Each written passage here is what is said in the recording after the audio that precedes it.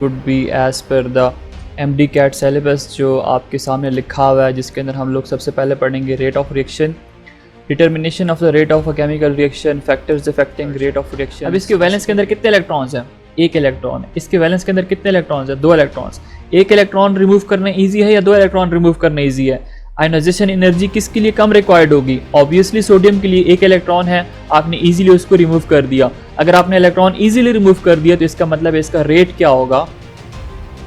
Rate इसका fast होगा। Concentration let's say 10 आ गया, टाइम जो है वो 5 आ गया, तो 5 को अगर आप 2 के ऊपर डिवाइड करेंगे तो आपके पास आंसर क्या आ जाएगा? 2।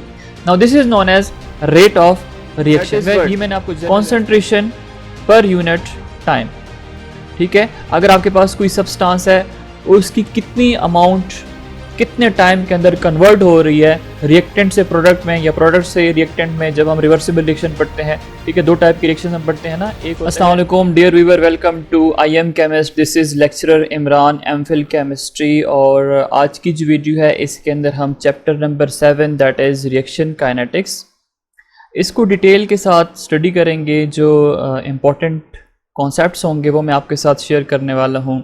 और this would be as per the MD CAT syllabus जो आपके सामने लिखा हुआ है, जिसके अंदर हम लोग सबसे पहले पढ़ेंगे rate of reaction, determination of the rate of a chemical reaction, factors affecting rate of reaction, specific rate constant और velocity constant, units of rate constant and order of the reaction and its determination.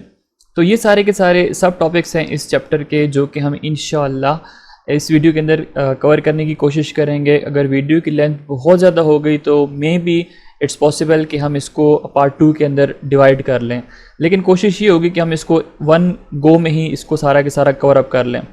और मैं उम्मीद करता हूँ कि अगर मैं ये वीडियो बनाता हूँ और आप उसको देखते हो तो इंशाअल्लाह आपका रिएक्शन काइनेटिक्स का चैप्टर जो है वो सारा का सारा कंप्लीट हो जाएगा। और जैसे कि आपको पता है कि मेरे चैनल पे आपको नियर पीयर के MCQs मिलेंगे, आपको किप्स एकेडमी के MCQs मिलेंगे, आपको स्टार प्रैक्टिस टेस्ट जो है उसके MCQs की सॉल्यूशन विद एक्सप्लेनेशन मिलेगी। तो आपने करना क्या है कि ये वाली वीडियो कंप्लीट देखें, उसके बाद हम इसके जो MCQs हैं वो भी करेंगे। तो इंशाल्लाह आपका ये जो चैप्टर है ये विद इन 2 डेज़ सारा का सारा कंप्लीट हो जाएगा। एक दिन आपने क्या करना है, ये वाली वीडियो सारी देख लेनी है और अगले दिन इसी की जो MCQs मैं आपके साथ शेयर कर लूँगा, आपने वो देख लेने हैं। सो आई प्रॉमिस कि इंशाल्लाह अल्लाह के फजल करम से आपका ये चैप्टर जो है सारा का सारा कंप्लीट हो जाएगा। नेक्स्ट हमारे पास यहाँ पे लर्निंग ऑब्जेक्टिव्स हैं। तो मेरे ख्याल से लर्निंग ऑब्जेक्टिव्स हमारे तभी अचीव होंगे जब हम ये सारे के सारे सब टॉपिक्स जो हैं वो कंप्लीट कर लेंगे।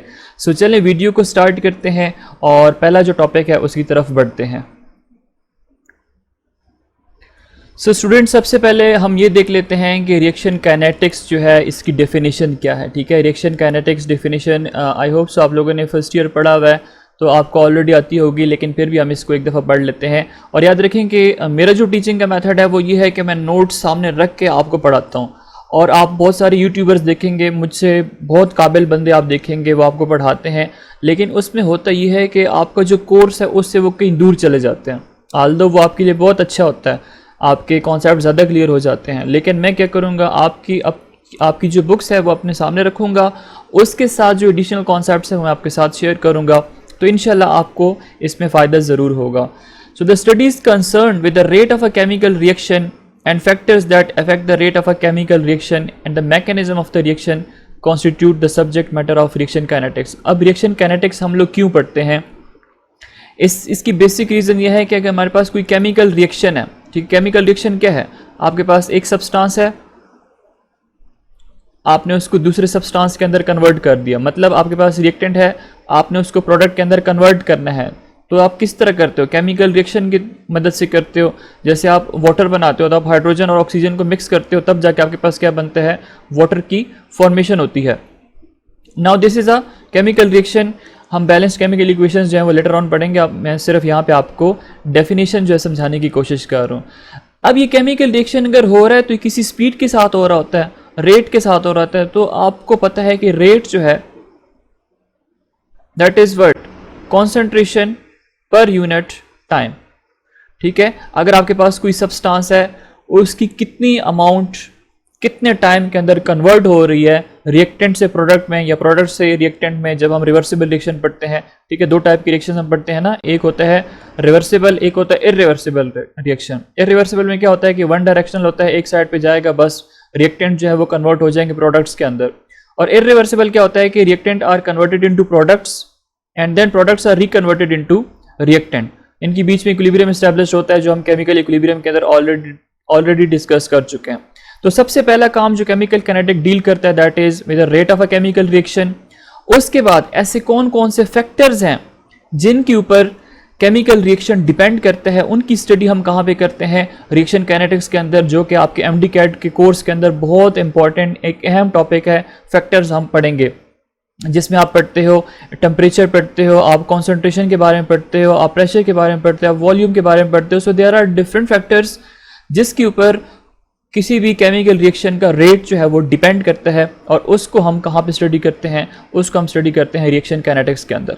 उसके बाद जो केमिकल रिएक्शन होता है उसका मैकेनिज्म। अब मैकेनिज्म क्या है, मल्टीपल स्टेप्स होते हैं आपके पास। फॉर एग्जांपल आपने ए को कन्वर्ट कर दिया बी के अंदर, बी को सी के अंदर, उसके बाद डी के अंदर कन्वर्ट कर दिया।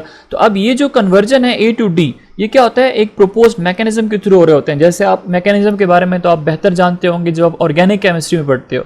ऑर्गेनिक केमिस्ट्री में आपको टीचर्स मैकेनिज्म करवाते हैं, ठीक है। तो अब इन सब की स्टडी, रेट्स, फैक्टर्स और मैकेनिज्म, ये तीन चीज़ें हैं जिसको हम डिस्कस करते हैं किधर, रिएक्शन काइनेटिक्स के अंदर या केमिकल काइनेटिक्स के अंदर।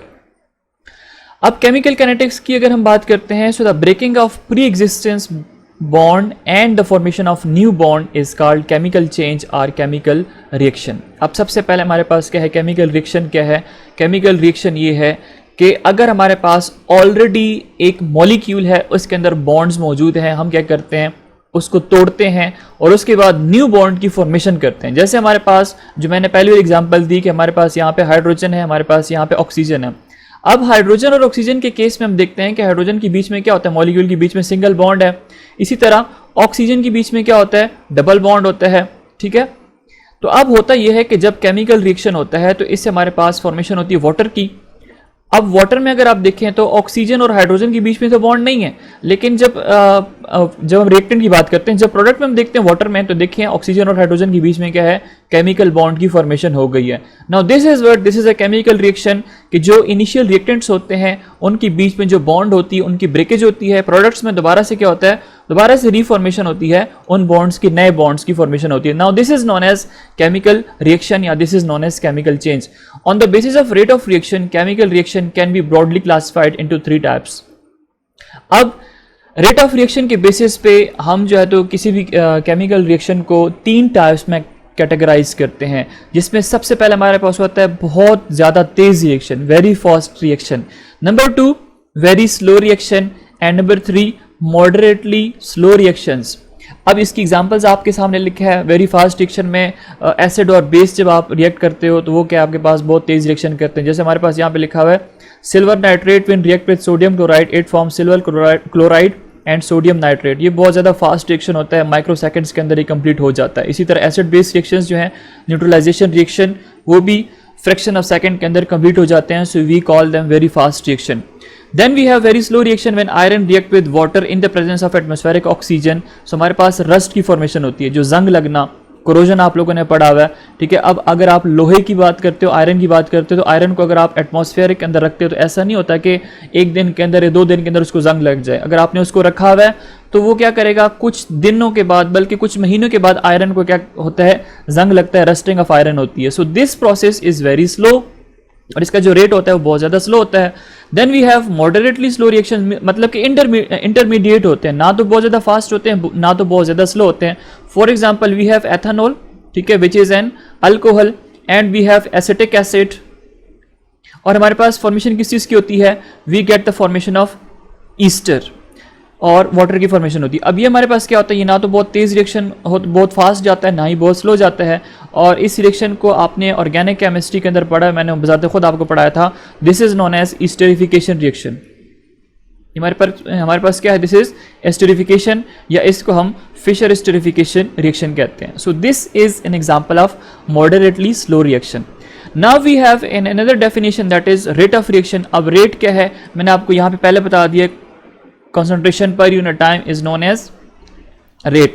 So the change in concentration of a reactant or product divided by the time taken for the change is called rate of reaction. So ये हमारे पास क्या है, concentration of the substance, ये हमारे पास reactant भी हो सकता है, ये हमारे पास product भी हो सकता है.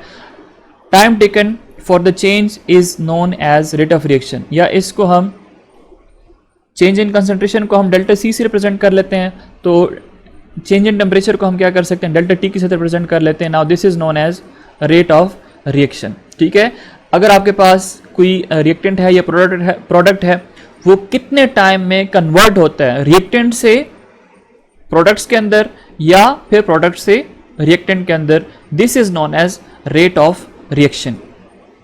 अब अगर हम इसकी यूनिट्स की बात करते हैं तो हम लोग पढ़ते हैं कि कॉन्सेंट्रेशन जो है इसको हम मेजर करते हैं मोल पर डेसीमीटर क्यूब के अंदर, और टाइम को हम मेजर करते हैं किस चीज़ के अंदर, सेकंड के अंदर, या इसको हम आवर्स के अंदर मेजर कर सकते हैं, लेकिन यहाँ पे हम क्या करते हैं इसको सेकंड्स के अंदर ले लेते हैं. सो ये हमारे पास क्या बन जाएगा, इसको हम यहाँ पे लिखते हैं मोल per decimetre cube divide by second. Concentration की जगह पे हम लोगों ने मोल लिखा, मोल पर डेसीमीटर क्यूब क्योंकि उसकी यूनिट होती है. टाइम की जगह हम लोगों ने सेकंड लिखा, तो इसको हम मैथ्स के रूल के हिसाब से ये सेकंड यहाँ पे डिवाइड ऊपर जाके क्या हो जाएगा, पर में चला जाएगा. ठीक है, ये -3 तो ये पर second. Mole per decimetre cube per second is the unit of what, it is the unit of rate. So the unit of rate of reaction are mole per decimetre cube per second. Types of reaction, अब हमारे पास reaction rates की कुछ types होती हैं. एक हमारे पास होता है एवरेज, दूसरा हमारे पास होता है इंस्टेंटेनियस. एवरेज रेट में क्या होता है, rate of reaction between two specific time interval is called average rate. अब इसको हम रिप्रेजेंट करते हैं dx डिवाइड बाई dt. ठीक है, तो अब यहाँ मैंने लिखा ना dc से, तो इसको हम dx से रिप्रेजेंट करते हैं, कॉन्सेंट्रेशन को हम x से रिप्रेजेंट करते हैं.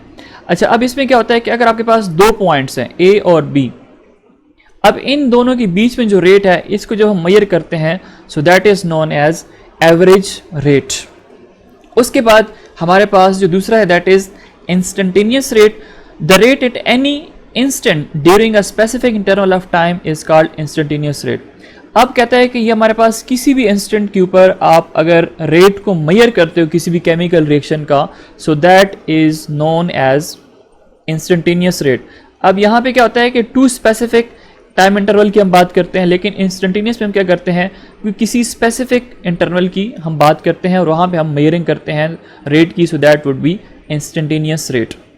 उसके बाद हमारे पास है comparison of instantaneous rate and average rate. The average rate and instantaneous rates are equal for only one instant in any time interval. कहता है कि जब हमारे पास केमिकल रिएक्शन होता है, सो हमारे पास सिर्फ एक पॉइंट ऐसा आता है जब हमारे पास एवरेज रेट और इंस्टेंटेनियस रेट जो है वो एक दूसरे के बराबर होते हैं. At the beginning of the reaction, जैसे ही केमिकल रिएक्शन स्टार्ट होता है, the instantaneous rate is higher than the average rate. अब इसको आपने अंडरलाइन कर लेना, इसको आप अपने पास नोट कर लें कि जब कभी केमिकल रिएक्शन होता है तो इंस्टेंटेनियस रेट जो होता है that is higher as compare to the average rate. At the end of a reaction instantaneous rate is less than the average rate. फिर हमारे पास एवरेज रेट जो है वो एंड पे जाके ज्यादा हो जाता है, इंस्टेंटेनियस रेट जो है वो कम हो जाता है. The average rate will be equal to instantaneous rate when the time interval approaches to 0. अगर हमारे पास टाइम 0 है तो उस पॉइंट पे जाके instantaneous rate would be equal to average rate. लेकिन अगर हमारे पास टाइम t है, टाइम t का मतलब 1 सेकेंड, 2 सेकेंड, 1 घंटा, 2 घंटे, 3 दिन, 5 दिन, अगर हमारे पास टाइम चल रहा है तो वहाँ पे जो इनिशियल टाइम होगा उसमें हमारे पास इंस्टेंटेनियस रेट ज़्यादा होगा, एंड पे जाके एवरेज रेट क्या हो जाएगा, ज़्यादा हो जाएगा. लेकिन जब टाइम 0 पे पहुंच जाएगा, रिएक्शन स्टॉप हो जाएगा, तो वहाँ पे हमारे पास क्या होगा कि जो एवरेज रेट है that would be equal to instantaneous rate. अच्छा, देन हमारे पास क्या है, rate of a general reaction. हमारे पास ये है कि ए कन्वर्ट हो रहा है बी के अंदर, A is converting into B. Now A is what, this is a reactant and this one is the product. और हम लोगों ने क्या किया, सिंगल एरो लगाई हुई है, तो सिंगल एरो क्या रिप्रेजेंट करती है कि दिस इज इररिवर्सिबल रिएक्शन. अब इसमें क्या है, हम लिखते हैं rate is equal to minus d concentration of A. अच्छा, आप लोगों ने लॉ ऑफ मैथ सेक्शन पढ़ा हुआ है, ठीक है, उसमें आप देखते हो कि जो स्क्वायर ब्रैकेट्स होती हैं ये क्या रिप्रेजेंट करती हैं, square brackets represent what, it represent concentration, और कॉन्सेंट्रेशन की यूनिट क्या होती है, that is mole per decimetre cube. अच्छा, एनीवेज अगर हम लिखते हैं इसको रेट ऑफ रिएक्शन, तो रेट जो है that is equal to minus change in concentration of A per unit time, और that is equal to positive change in concentration of B divide by per unit time. अब इसके अंदर एक सवाल जो है आपको पता भी होगा कि इसके साथ हम नेगेटिव क्यों लगाते हैं और इसके पास पॉजिटिव क्यों इसके साथ पॉजिटिव क्यों लगाते हैं।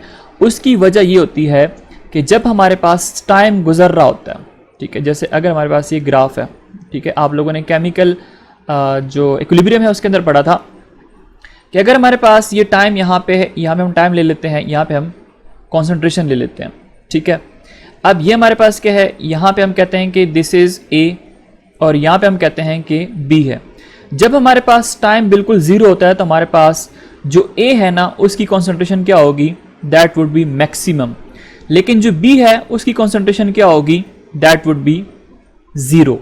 लेकिन जैसे ही टाइम हमारे पास टी हो जाएगा, मतलब टाइम स्टार्ट हो जाएगा, तो टाइम स्टार्ट के साथ साथ ए की कंसंट्रेशन क्या हो रही होती है, डिक्रीज हो रही होती है, और बी की कंसंट्रेशन इंक्रीज होना स्टार्ट हो जाती है, अनटिल अनलेस सारा के सारा ए जो है वो बी के अंदर कन्वर्ट ना हो जाए। सो हमें पता है कि टाइम के साथ कंसंट्रेशन ऑफ ए डिक्रीज हो रही होती है, कम हो रही होती है, इसलिए हम माइनस डी कंसंट्रेशन ऑफ ए लिख लेते हैं, और टाइम के साथ बी की फॉर्मेशन हो रही होती है तो इसके साथ हम पॉजिटिव साइन लगा लेते हैं। So this is the rate of a general reaction.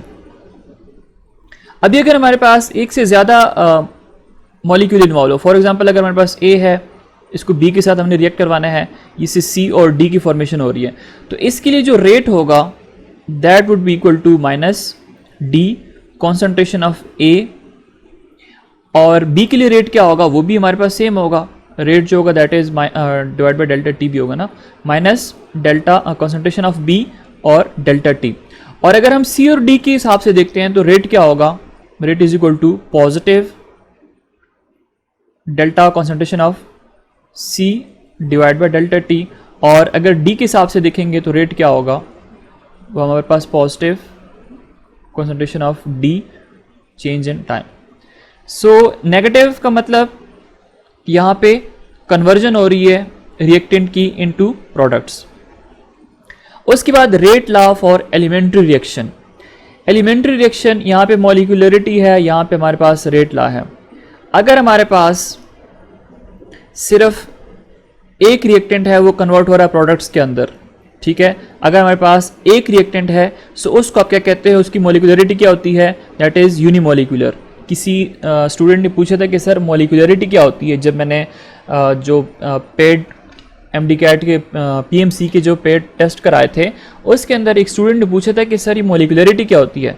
So molecularity ये है कि number of molecules taking part in a chemical reaction is known as molecularity. अब इस केमिकल रिएक्शन के अंदर हमारे पास क्या है, सिर्फ एक ही रिएक्टेंट है, वो क्या कर रहा है, प्रोडक्ट्स के अंदर कन्वर्ट हो रहा है। सो इसकी जो मॉलिक्यूलरिटी होगी वो क्या होगी, 1 होगी या यूनिमोलिकुलर। सो इसका जो रेट होगा डिपेंड करेगा किस चीज़ के ऊपर, रेट डिपेंड करेगा कॉन्सेंट्रेशन ऑफ ए के ऊपर, ठीक है। और उसके बाद जब हम प्रोपोर्शनलिटी साइन हटाएंगे तो हम क्या लगाएंगे, इक्वलिटी, और इक्वलिटी लगाएंगे तो कांस्टेंट लगाएंगे दैट इज के, और K is known as proportionality constant, इसलिए इसने लिखा हुआ है rate is equal to K multiply by concentration of A. उसके बाद अगर हमारे पास 2 रिएक्टेंट हैं, ए प्लस ए रिएक्ट कर रहे हैं और ये प्रोडक्ट्स के अंदर कन्वर्ट हो रहे हैं, सो अब इसके अंदर कितने मॉलिक्यूल्स इन्वॉल्व हैं, 2 ए इन्वॉल्व हैं, so this is known as bimolecular, और इसका जो रेट होगा that is directly proportional to the concentration of A, और यहाँ पे इसका क्या बन जाएगा, स्क्वायर बन जाएगा, क्योंकि हमारे पास यहाँ पे कितने ए हैं, 2 हैं, तो यहाँ पे हमारे पास ये स्क्वायर बन जाएगा, और ये 2 जो है पावर के अंदर हम लिख लेते हैं। और अगर हम प्रोपोर्शनलिटी को हटाते हैं, इक्वलिटी के अंदर लगाते हैं, तो यहाँ पे अगेन के लगेगा और ए के साथ स्क्वायर, तो आप यहाँ पे देख सकते हो। उसके बाद ये हमारे पास क्या है, बायोमोलिकुलर है, लेकिन सेम टाइप के ऑफ रिएक्टेंट है। लेकिन यहाँ पे हमारे पास क्या है, दिस इज आल्सो बायमॉलिक्यूलर, एक ए है और एक बी है, लेकिन यहाँ पे क्या है, ए और बी डिफरेंट है। तो यहाँ पे हम क्या, पहली बात तो ये कि इसको हम बायमॉलिक्यूलर कहेंगे और इसका जो रेट होगा वो इस तरह होगा कि ए के ऊपर भी डिपेंड करेगा और बी के ऊपर भी डिपेंड करेगा। तो हम इसको इस तरह लिख सकते हैं ना कि rate is directly proportional to the concentration of A multiply by concentration of B. हम लोगों ने क्या पढ़ा था लॉ ऑफ मास सेक्शन के अंदर कि रेट जो है वो डिपेंड करेगा product of active message of reactant के ऊपर। तो ये दोनों हमारे पास क्या है, रिएक्टेंट है और इस ये 1 है, ये भी 1 है, तो 1 + 1 क्या हो जाएगा 2। सो इसलिए हमारे पास ये क्या है, दिस इज बायमॉलिक्यूलर। और इसको आप हटा के के लगा दें तो rate is equal to K concentration of A concentration of B. उसके बाद हमारे पास यहाँ पे आप देख सकते हो कि ये कितने मॉलिक्यूल इन्वॉल्व हैं, ए और बी, मतलब 3 मॉलिक्यूल है और 3 मॉलिक्यूल को क्या कहते हो, टर मॉलिक्यूलर। और रेट जो है वो इस तरह आप लिख सकते हो, यहाँ पे ए जो है 2 टाइम्स है तो इसलिए इसने ए का स्क्वायर लिया हुआ है और बी को अलग से लिखा हुआ है 1, तो 2 + 1 3। इसकी मॉलिक्यूलरिटी क्या है, 3 है। इसी तरह A B C, this is also termolecular, इसके अंदर भी 3 मॉलिक्यूल्स इन्वॉल्व हैं, लेकिन तीनों क्या हैं, एक दूसरे से मुख्तलिफ हैं, डिफरेंट है। सो इसलिए इसने लिखा हुआ है rate is equal to K concentration of A concentration of B and concentration of C. So student, now we have specific rate constant or velocity constant. अब ये भी आपके एमडी कैट के कोर्स के अंदर गिवन है कि स्पेसिफिक रेट कांस्टेंट या वेलोसिटी कांस्टेंट क्या चीज़ है। सो इसकी डेफिनेशन अगर हम देखते हैं, so rate of reaction when the concentration of the reactant are unity is called specific rate constant for a chemical reaction. कहता है कि जब हमारे पास कंसंट्रेशन रिएक्टेंट की इक्वल हो जाए यूनिटी के, सो उस टाइम जो रेट होगा ना, that is known as specific rate constant, या उसको हम वेलोसिटी कांस्टेंट भी कहते हैं। अब फॉर एग्जांपल हमारे पास रिएक्टेंट ए है, ठीक है, उसकी कंसंट्रेशन, और that is equal to reactant B, और ये अगर हमारे पास 1 की इक्वल है, so that is known as rate constant, या इसको वेलोसिटी कांस्टेंट भी कहते हैं, या इसको हम स्पेसिफिक रेट कांस्टेंट भी कहते हैं। अगर हमारे पास इनकी कंसंट्रेशन सब की सेम होती है तो हम कहते हैं कि रेट इज इक्वल टू 1। तो अब इसको देख के हम इसकी अगर एक और डेफिनेशन लिखना चाहें तो हम इस तरह लिख सकते हैं, रेट कांस्टेंट में be define as rate of reaction when the concentration of each of the reactant is equal to unity. जब हमारे पास ये 1 की इक्वल होता है, सो उस वक्त हम क्या कहते हैं, that is known as specific rate constant या रेट कांस्टेंट, या उसको हम वेलोसिटी कांस्टेंट भी कहते हैं। अभी अगर हम इसकी कुछ कैरेक्टरिस्टिक्स की बात करते हैं जो कि इन नोट्स के अंदर तो नहीं है, जो मैं आपके साथ वैसे शेयर कर लेता हूँ, कि जो के की वैल्यू है ना, सॉरी यहाँ पे 1 नहीं आएगा, दैट इज इक्वल टू के, दैट इज के, दिस के is the specific rate constant. ये जो के है ना, it is different for different reactions. जितने भी केमिकल रिएक्शंस होते हैं, जितने भी रिएक्टेंट्स होते हैं, उन सब की अपनी के की वैल्यू होती है। अगर हमारे पास टेम्परेचर फिक्स्ड है, अगर हमारे पास टेम्परेचर फिक्स्ड है या टेम्परेचर जो है वो कांस्टेंट है, तो इस के की वैल्यू जो है वो भी कांस्टेंट रहेगी, वो चेंज नहीं होगी। सो इसका मतलब है at fixed temperature the value of K remains constant. उसके बाद के की अगर हम बात करते हैं, it is independent of the concentration but depend upon temperature. Concentration के ऊपर डिपेंड नहीं करता, ठीक है, कॉन्सेंट्रेशन ऑफ रिएक्टेंट और कॉन्सेंट्रेशन ऑफ प्रोडक्ट्स के ऊपर डिपेंड नहीं करता, लेकिन ये डिपेंड करेगा किस चीज़ के ऊपर, टेम्परेचर के ऊपर। अगर आप टेम्परेचर चेंज करोगे तो के की वैल्यू स्पेसिफिक रेट कांस्टेंट की वैल्यू भी उसके साथ क्या हो जाएगी, चेंज हो जाएगी। उसके बाद the larger the value of k the faster is the reaction and vice versa. अगर हमारे पास कोई केमिकल रिएक्शन है, उसके लिए आप के की वैल्यू कैलकुलेट करते हो, रेट कांस्टेंट की वैल्यू कैलकुलेट करते हो, जितनी वो बड़ी होगी, वैल्यू ज़्यादा आएगी, उतना ही उस केमिकल रिएक्शन का जो रेट होगा वो क्या होगा, ज़्यादा होगा।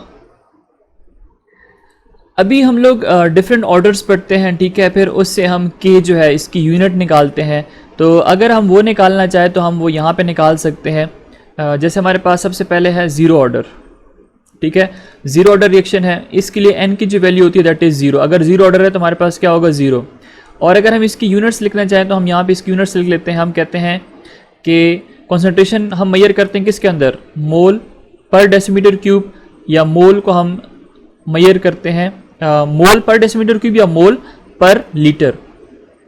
मोल पर डेसीमीटर क्यूब आप लिख सकते हो, मोल पर लीटर भी आप लिख सकते हो, क्योंकि डेसीमीटर क्यूब जो है 1 decimetre cube that is equal to 1 litre. अच्छा जी, उसके बाद इसके ऊपर आपने क्या करना है, आपने लिखना है 1 minus N.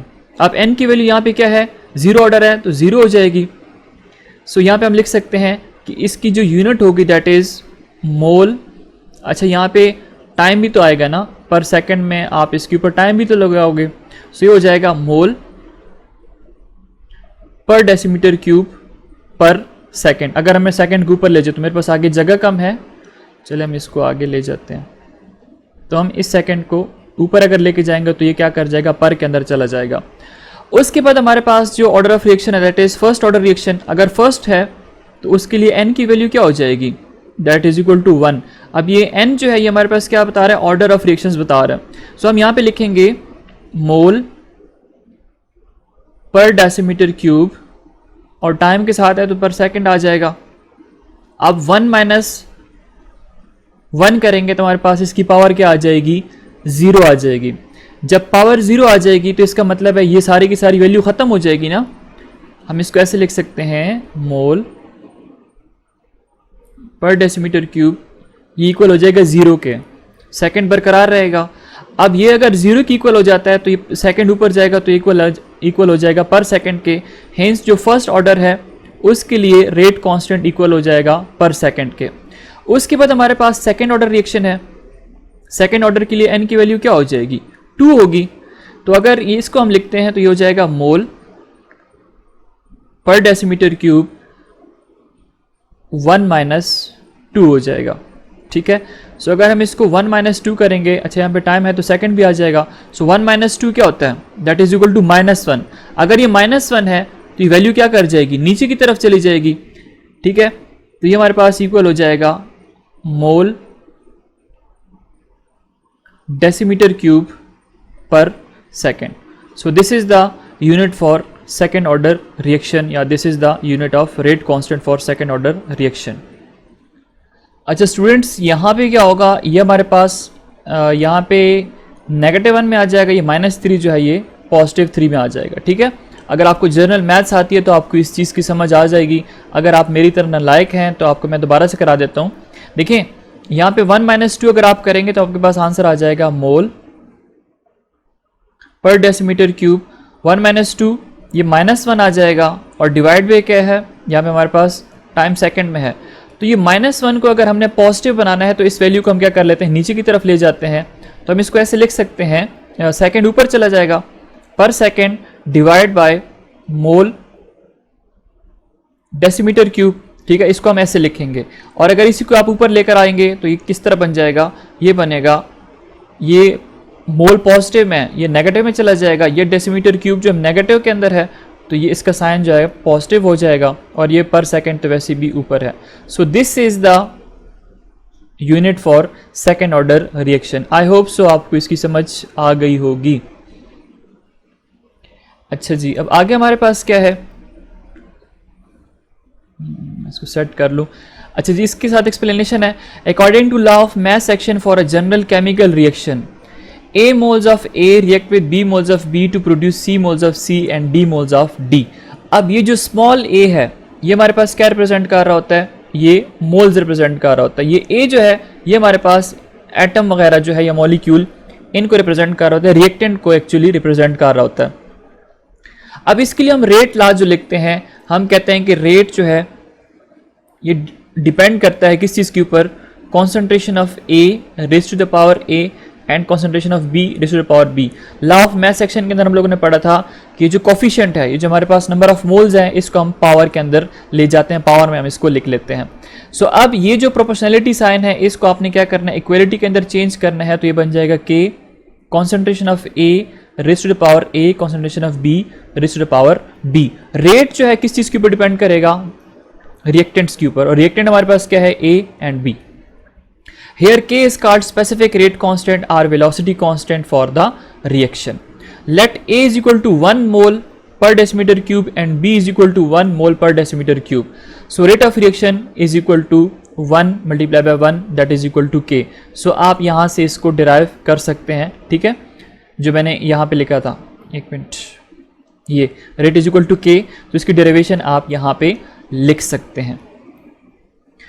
Under the given conditions के remains constant but it change with temperature. आपको जैसे मैंने पहले बता दी है कि ये जो के है this is temperature dependent quantity, ठीक है। इसके अगर आप टेम्परेचर चेंज करते हो तो इसके साथ के की वैल्यू जो है वो भी चेंज हो जाएगी। यहाँ पे कुछ नोट लिखा हुआ है, there is only one factor it mean temperature which effect the specific rate constant. बाकी कॉन्सेंट्रेशन वगैरह के ऊपर ये डिपेंड नहीं करता, जो मैं ऑलरेडी आपको बता चुका हूँ। Then students we have difference between rate of reaction and rate constant of reaction. अब रेट ऑफ रिएक्शन और रेट कांस्टेंट में बेसिक जो फर्क है वो आपके सामने लिखा हुआ है। Number first point is the change in concentration of a reactant or product divided by the time taken for the change is called rate of reaction। जो अभी मैंने आपको बता दिया है कि rate is equal to change in concentration per unit time is known as rate of reaction। लेकिन अगर हम rate constant की बात करते हैं, point number 1, it is proportionality constant which is represented by k in rate equation, ठीक है। rate हमारे पास क्या है, that is equal to concentration of A, अगर दूसरी रिएक्टेंट है तो बी रेज़ टू पावर 1 अगर हमारे पास इसका ऑर्डर 1 है। तो अगर हम इसको कन्वर्ट करते हैं प्रोपोर्शनलिटी के अंदर तो हम क्या लगाते हैं, के कांस्टेंट, और ये हमारे पास क्या होता है, रेट कांस्टेंट होता है। Number 2, its unit is mole per decimetre cube पर सेकेंड। क्यों? क्योंकि कॉन्सेंट्रेशन की unit mole per decimetre cube होती है, टाइम की यूनिट सेकेंड होती है, सो इसलिए हमारे पास यूनिट इसकी ये बन जाएगी जो हम ऑलरेडी डिराइव कर चुके हैं। It unit depend upon order of reaction. Order of reaction के ऊपर कैसे डिपेंड करेगी, आपको मैंने बता दिया कि फर्स्ट ऑर्डर की रिएक्शन के लिए कुछ और वैल्यू होगी, सेकंड के लिए कुछ और होगी, थर्ड के लिए कुछ और होगी, फ्रैक्शनल अगर ऑर्डर हम आगे पढ़ने वाले इंशाल्लाह उसके अंदर कुछ और वैल्यू होती है। सो इसकी जो वैल्यू होती है वो डिपेंड करेगी किस चीज़ के ऊपर, ऑर्डर ऑफ रिएक्शंस के ऊपर डिपेंड करेगी। It varies with passage of time under given condition. अगर रिएक्शन स्टार्ट हो गया हुआ है, कॉन्सेंट्रेशन टाइम के साथ डिक्रीज हो रही है, प्रोडक्ट की कॉन्सेंट्रेशन इंक्रीज हो रही है, तो इसके साथ हमारे पास जो रेट ऑफ रिएक्शन है वो भी क्या हो रहा होता है, वेरी कर रहा होता है। वेरी का मतलब चेंज होना, वेरी का मतलब चेंज होना, कि टाइम के साथ ही क्या कर रहा होता है, चेंज हो रहा होता है। It is independent upon concentration of reactant or product. किस चीज़ के ऊपर डिपेंड करता है, it depend upon temperature, concentration वगैरह के ऊपर डिपेंड नहीं करता, ना ही रिएक्टेंट और ना ही प्रोडक्ट्स में। For example, if you have A moles of A, it react with B moles of B to produce C moles of C and D moles of D। तो इसका रेट हम यहाँ पे इस तरह लिख सकते हैं जो ऑलरेडी आपको मैंने आगे बता दिया है। उसके बाद इसकी अगर हम बात करते हैं, it is always remains constant under the given condition until unless you change the temperature. अब इसकी एग्जांपल हमारे पास क्या है, प्रोडक्ट, तो जो हमारे पास के की वैल्यू है इसको हम ऐसे निकाल सकते हैं कि rate is directly proportional to the concentration of A raised to the power A, concentration of B raised to the power B। अब हम प्रोपोर्शनैलिटी को इक्वलिटी के अंदर चेंज करेंगे तो रेट कांस्टेंट लगाएंगे, that is equal to concentration of A concentration of B raised to the power B। हमें K की वैल्यू चाहिए, ये वैल्यू यहाँ पे मल्टीप्लाई है, दूसरी साइड पे जाके रेट के ऊपर डिवाइड हो जाएगी, तो हम लिखेंगे rate divide by concentration of A raised to the power A concentration of B raised to the power B that is equal to K। या इसको आप इन्वर्ट कर लें तो आपके पास ये इक्वेशन यहां से आ जाएगी। So now students we have rate determining step. when the reaction completes in more than one step then the slowest step will give the overall rate of reaction। देखिए हमारे पास जब भी केमिकल रिएक्शंस होते हैं तो उसमें हमारे पास कुछ ऐसे केमिकल रिएक्शंस होते हैं जो कि एक स्टेप के अंदर कंप्लीट हो जाते हैं, और कुछ ऐसे होते हैं जो कि मल्टीपल स्टेप के अंदर होते हैं। सो अगर हमारे पास कोई ऐसा केमिकल रिएक्शन है जो कि मल्टीपल स्टेप है, मल्टीपल स्टेप मींस जिसके अंदर एक से ज़्यादा स्टेप्स इन्वॉल्व होते हैं, 2 3 4 5 पूरा मैकेनिज्म अगर उसके अंदर है ना, तो उसमें जो सबसे स्लोवेस्ट स्टेप होगा ना, जो सबसे स्लोवेस्ट स्टेप होगा वो हमारे पास क्या होगा, उसी से हम रेट को फाइंड आउट कर सकते हैं, उसी से हम रेट को डिटरमाइन करते हैं। This slowest step of such a reaction is called rate determining step. So किसी भी केमिकल रिएक्शन का जो सबसे स्लोवेस्ट स्टेप होगा उसको आप क्या कहते हो, that is known as rate determining step. और उसी के ऊपर ओवरऑल जो रेट है ना केमिकल रिएक्शन का, जिसके थ्रू रिएक्टेंट कन्वर्ट हो रहा है प्रोडक्ट्स के अंदर, वो डिपेंड करता है। अब यहाँ पे एक दो टर्म्स आप अपने पास नोट कर लें जो कि यहाँ पे हमारे पास वैसे लिखे हुए नहीं है। एक हमारे पास रिएक्शंस हमारे पास दो टाइप्स के होते हैं, एक हमारे पास होता है एलिमेंट्री और दूसरा हमारे पास होता है कॉम्प्लेक्स केमिकल रिएक्शन। ठीक है, एलिमेंट्री रिएक्शंस कौन से होते हैं? That takes place in only one step. अब ऐसे केमिकल रिएक्शन जो कि सिर्फ एक स्टेप के अंदर कैरिड आउट होते हैं, फॉर एग्जांपल ए को आपने कन्वर्ट कर दिया बी के अंदर, इसमें आपको कितने स्टेप नजर आ रहे हैं? एक ही step. This is known as elementary reaction. लेकिन अगर हम कॉम्प्लेक्स रिएक्शन की बात करते हैं तो कॉम्प्लेक्स रिएक्शन में क्या होता है? एक से ज़्यादा स्टेप्स जो हैं वो इन्वॉल्व होते हैं। These are known as complex reaction. For example A को आपने कन्वर्ट करना है किधर? डी के अंदर, तो आप क्या करते हो? पहले ए को बी के अंदर कन्वर्ट करते हो, बी को सी के अंदर कन्वर्ट करते हो, सी को डी के अंदर कन्वर्ट कर देते हो। Now this is what, this is multiple step reaction and this is known as complex reaction. उसके बाद हमारे पास है determination of rate of a reaction. ये बहुत लेंथी टॉपिक है, यहाँ पे सिर्फ मेजर जो पॉइंट्स है वो मैं आपको बता देता हूँ एमडीकेट पॉइंट ऑफ व्यू से, अदरवाइज रेट डिटर्मिनेशन जो है वो पॉसिबल नहीं होती है, इसको फिर हमें एक्सपेरिमेंटली ग्राफ वगैरह को देखना पड़ता है। ठीक है, so point number 1, determination of rate of reaction involves the measurement of concentration of reactant. अभी अगर हम लोगों ने रेट ऑफ रिएक्शन को मेजर करना है तो उसमें जो सबसे पहला स्टेप है वो आपने क्या करना है? रिएक्टेंट की जो कॉन्सेंट्रेशन है, रिएक्टेंट की जो अमाउंट है उसको मेजर करना होता है। Graph is plotted between concentration of reactant and time. अब कहता है कि हमारे पास ग्राफ होता है, हम एक्स एक्सिस पे टाइम को ले लेते हैं और वाई एक्सिस पे कॉन्सेंट्रेशन को ले लेते हैं। As we get a curve, हमारे पास क्या होता है कि यहाँ पे कर्व जो है वो ऑब्टेन हो जाती है। Select any 2 points in a curve, आपने क्या करना है? इसमें से कोई से 2 पॉइंट जो है वो सिलेक्ट कर लेने होते हैं। Make a right triangle of this point. अब इसमें आपने क्या करना होता है? राइट ट्राइंगल जो है वो ऐसे बना लेना होता है। राइट ट्राइंगल क्या होता है? जिसमें एक एंगल जो है वो 90 डिग्री का होता है, that is known as right angle triangle. Getting the tangent theta of right angle triangle we shall get. अब यहाँ से हम लोगों ने क्या करना है? राइट एंगल ट्राइंगल से हम लोगों ने टेंजेंट थीटा ले लेना है और उसके बाद हम क्या कर सकते हैं? रेट ऑफ रिएक्शन जो है फाइंड आउट कर सकते हैं। कि जैसे मैंने फेडरल बोर्ड की जो केमिस्ट्री है वो पढ़ाई हुई है, उसके अंदर मैंने आपको इसकी बाकायदा एग्जांपल्स दी थी कि आप कैसे जो है तो फाइंड आउट कर सकते हैं रेट ऑफ रिएक्शन को with the help of graph. So हमारे पास रेट ऑफ रिएक्शन जो आ जाएगा that is change in concentration of reactant and change in time. अब यहाँ पे आपके पास वाई एक्सिस पे क्या होती हैं? कंसंट्रेशन की यूनिट्स होती हैं। एक्स एक्सिस पे क्या होता है? टाइम की यूनिट्स होती हैं, वैल्यूज़ होती हैं, सॉरी यूनिट्स नहीं, वैल्यूज़ होती हैं। इसके साथ जब आप टेंजेंट ले लोगे, इस लाइन यहाँ पे लाइन आपने ड्रॉ कर लेनी है, कंपेयर करें यहाँ पे कंसंट्रेशन कितनी है, यहाँ पे टाइम कितना है। तो कंसंट्रेशन लेट से 5 आ गया, टाइम जो है वो कंसंट्रेशन लेट से 10 आ गया, टाइम जो है वो 5 आ गया। तो 5 को अगर आप 2 के ऊपर डिवाइड करेंगे तो आपके पास आंसर क्या आ जाएगा? 2। Now this is known as rate of reaction. ये मैंने आपको जनरल वैसे एग्जांपल दे दी है, अदरवाइज हम इसी तरह करते हैं। और अगर आप इंटरेस्टेड हैं कि आप कैसे रेट को डिटरमाइन कर सकते हैं तो आप मेरी वीडियो देख सकते हैं, केमिकल काइनेटिक्स की जो फर्स्ट ईयर केमिस्ट्री है वो मैंने अपलोड की हुई है। अच्छा, उसके बाद डिफरेंट मेथड्स होते हैं। अब इन मेथड्स को आपने क्या करना है कि यार as an MDCAT student, as an first year student आपने क्या करना है? इनको रट्टा मारना है। It is a sort of रट्टा क्रैमिंग आप लोगों ने करनी है। Method for the determination of rate of a chemical reaction, ये हमारे पास क्या है? These are the physical method. दो मेथड्स होते हैं, एक हमारे पास केमिकल मेथड होता है जिसमें हम टाइट्रेशन को पढ़ते हैं, एक हमारे पास फिजिकल मेथड है जिसके अंदर हम ये वाली सारी टेक्निक्स जो है वो पढ़ लेते हैं। सो सबसे पहले हमारे पास जो टेक्निक है दैट इज स्पेक्ट्रोमीट्री।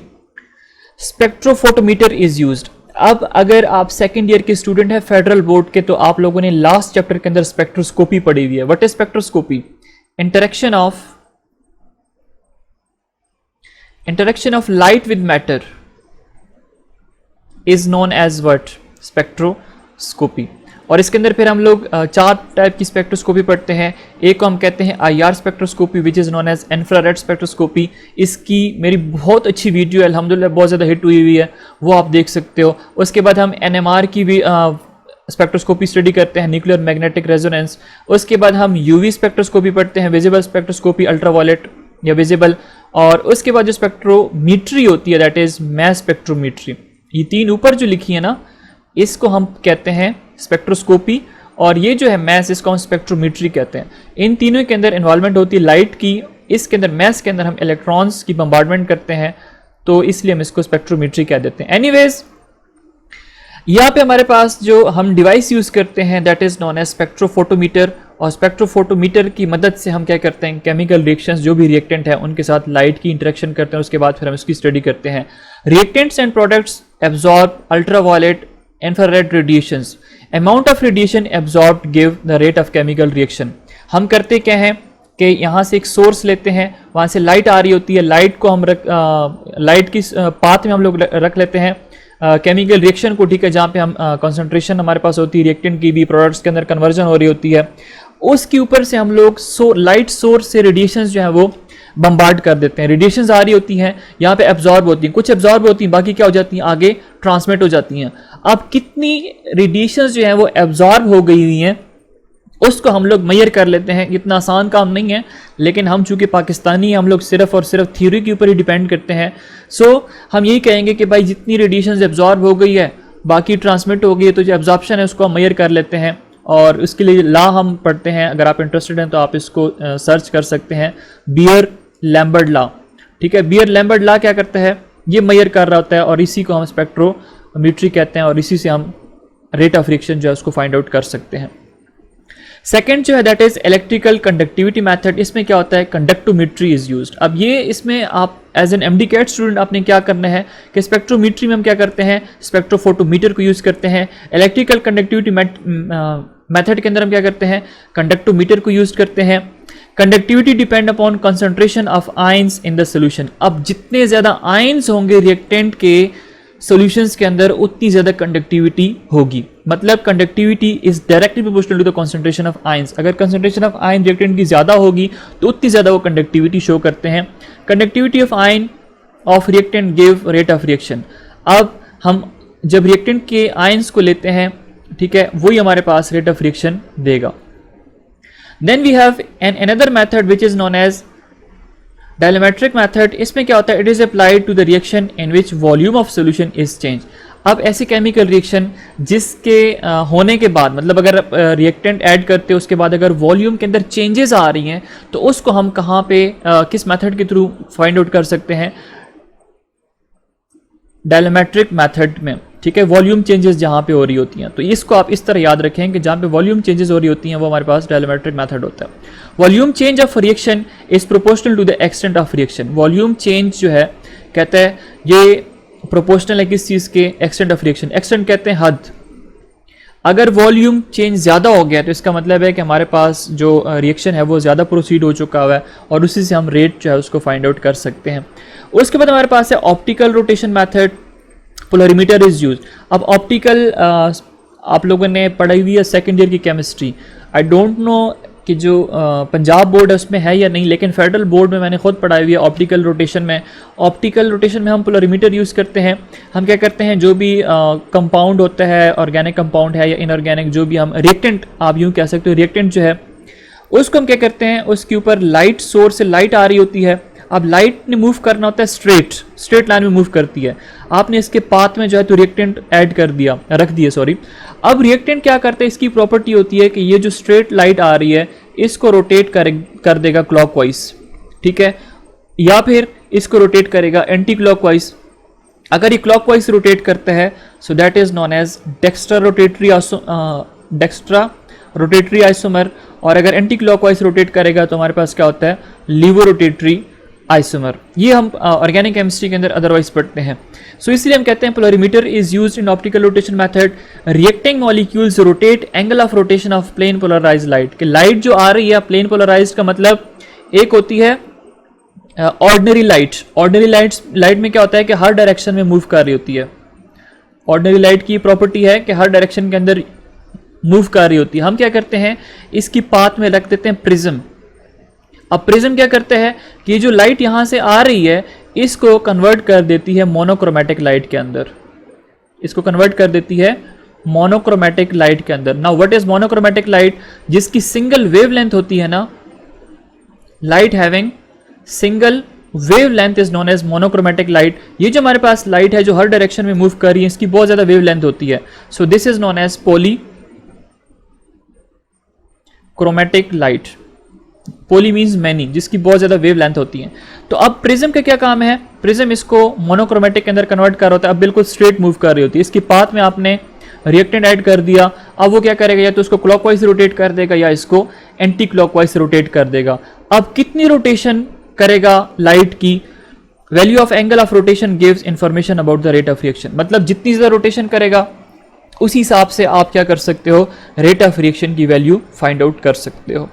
देन हमारे पास लास्ट जो मेथड है that is 1 2 3 4 fifth method is refractometric method. इसमें क्या होता है, रिफ्रैक्टोमीटर इज यूज्ड। अब इसका जो डिवाइस यूज होती है ना, दैट इज रिफ्रैक्टोमीटर।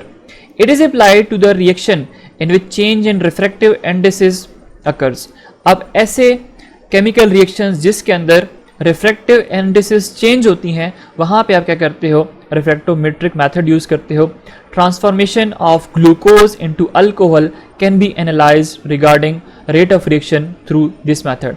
अगर आपने ग्लूकोज को अल्कोहल के अंदर कन्वर्ट करना है, C6H12O6 को आपने कन्वर्ट करना है किसके अंदर, अल्कोहल्स के अंदर। लाइक अगर आप इसको इथेनॉल के अंदर कन्वर्ट करते हो, CH3 CH2 और OH। अब इसमें क्या है, रिफ्रैक्टिव इंडेक्स का चेंज होता है। सो इस मेथड में हम लोग रिफ्रैक्टोमेट्रिक मेथड जो है इसको अप्लाई कर सकते हैं। देन हमारे पास नंबर 2 जो है दैट इज केमिकल मेथड, और केमिकल मेथड में हम लोग क्या यूज़ करते हैं, वी यूज़ टाइट्रेशन। अब टाइट्रेशन के बारे में आप लोगों ने शायद थोड़ा बहुत 10th क्लास में पढ़ा हुआ है, फिर फर्स्ट ईयर में पढ़ा होगा, फिर सेकेंड ईयर की जो केमिस्ट्री की प्रैक्टिकल्स हैं वहाँ पे आपको थोड़ा बहुत कुछ कराया होगा। अब टाइट्रेशन में हम लोग क्या करते हैं, टाइट्रेशन में हम लोग लेते हैं ब्यूरेट, ठीक है, ये इसका यहाँ पे होता है, नोज़ल टाइप होता है, यहाँ पे छोटा सा सुराख होता है, इसमें होल होता है, यहाँ पे हमारे पास, यहाँ से हम इसको कंट्रोल करते हैं।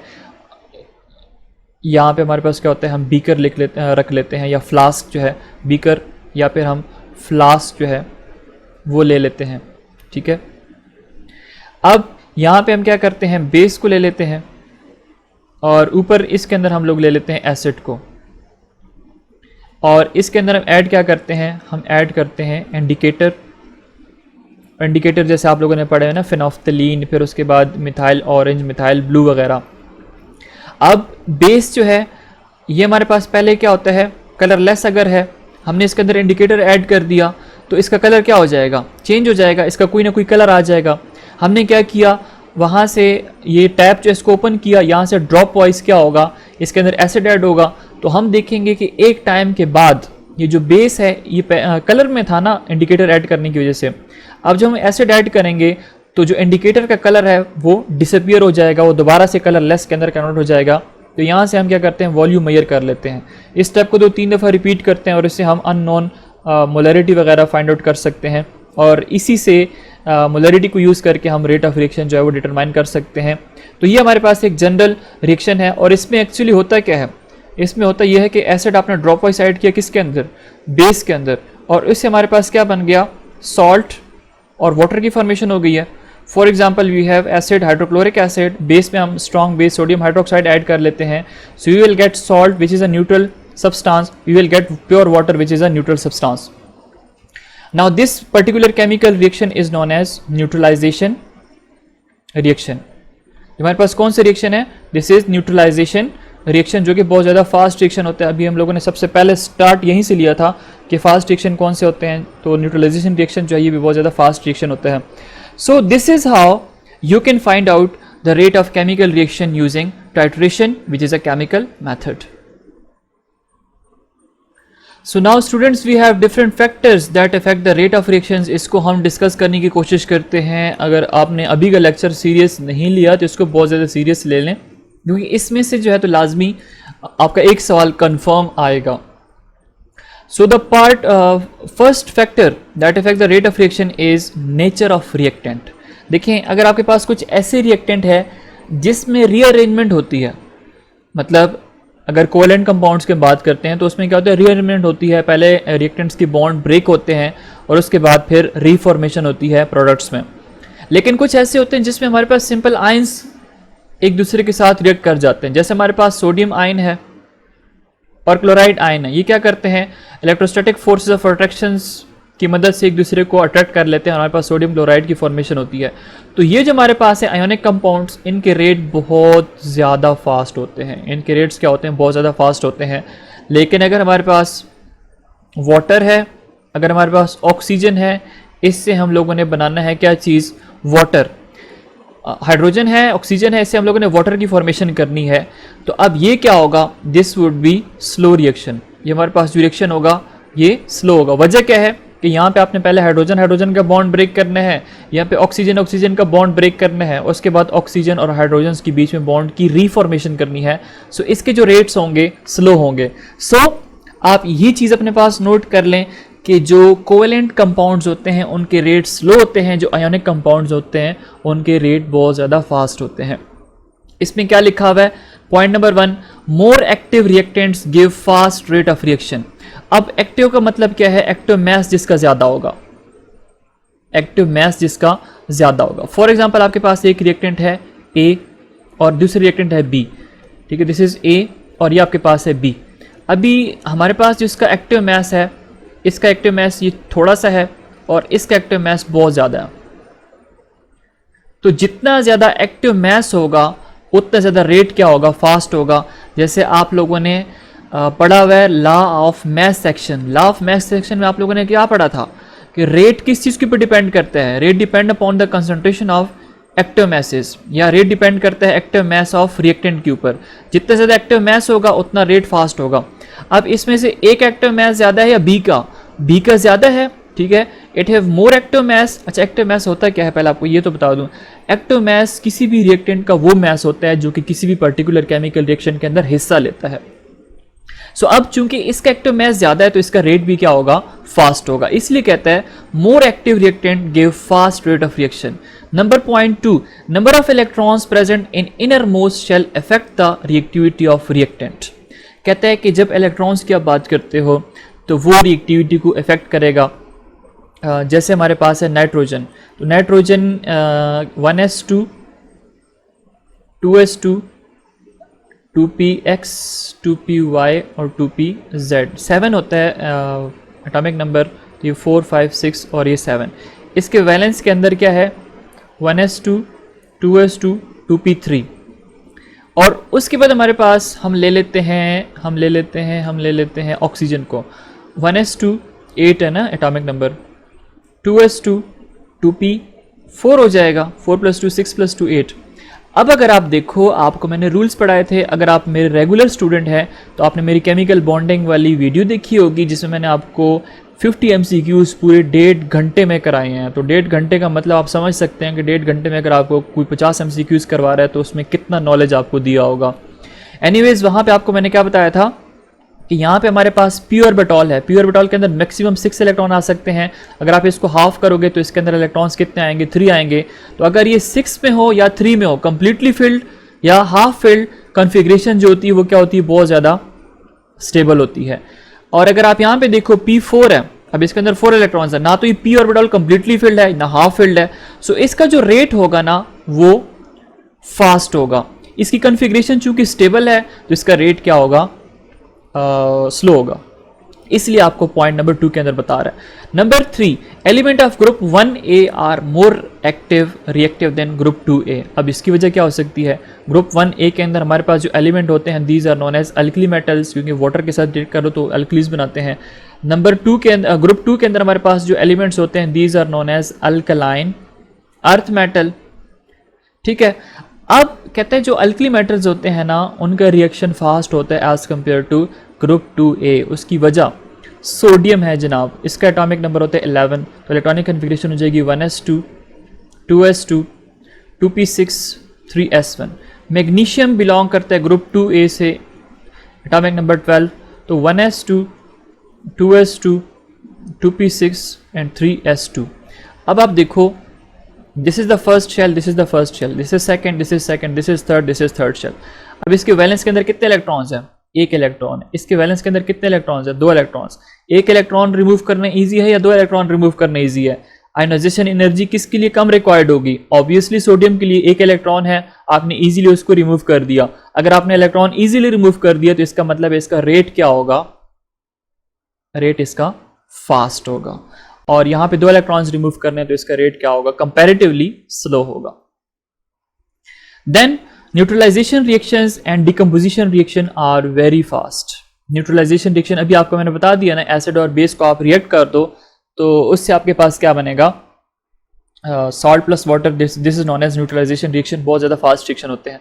उसके बाद डिकम्पोजिशन क्या होता है, डिकम्पोजिशन का मतलब ब्रेकेज, किसी चीज़ का ब्रेक होना, एनर्जी देंगे तो वो क्या होगा, डिकम्पोज होगा, टूट जाएगा।